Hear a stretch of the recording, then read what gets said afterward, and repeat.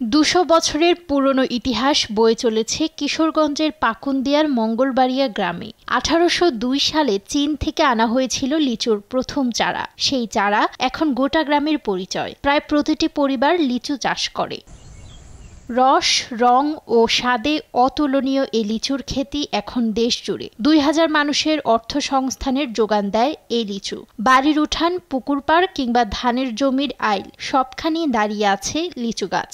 এবারে লিচু ফলনটা অন্য সনের ২-৫ বছর এবারে লিচু ফলনটা খুবই ভালো। আর এক সপ্তাহ ৮ দিন ১০ দিন গেলে লিচুরা রং হইবে, পাকবে, লিচুর যে একটা রস ঘ্রাণ দেশের নানা প্রান্ত থেকে ক্রেতারা ছুটে আসছেন এই লিচু কিনতে। আমি প্রত্যেক বছর এখানে আসি এবং গাছের থেকে পেড়ে লিচু খাই, ভালো লাগে, তাই প্রত্যেক বছরই এখানে লিচু নেওয়ার জন্য আসি। এখানে প্রতি বছরই লিচু নিয়ে থাকি, গত বছর নিয়েছিলাম। এবার লিচুর ফলন ভালো এবং এখানে লিচু খুব সুস্বাদু। আবহাওয়া অনুকূলে থাকায় এবার লিচুর বাম্পার ফলন হয়েছে।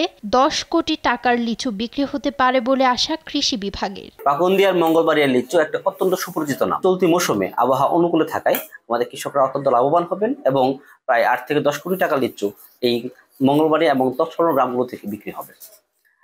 আগামী ৭ থেকে ১০ দিনের মধ্যেই আমাদের লিচুগুলো মোটামুটি পরিপক্ক হবে এবং আমাদের যারা ভোক্তা আছেন, যারা ক্রেতা আছেন, তারা কিনতে পারবেন। সামনের সপ্তাহেই বাজারে পাওয়া যাবে এই লিচু। প্রতি ১০০ লিচু আকার ভেদে ৩০০ থেকে ৬০০ টাকায় বিক্রি হবে বলে জানান ব্যবসায়ীরা। নিউজ ডেস্ক, দেশ টিভি।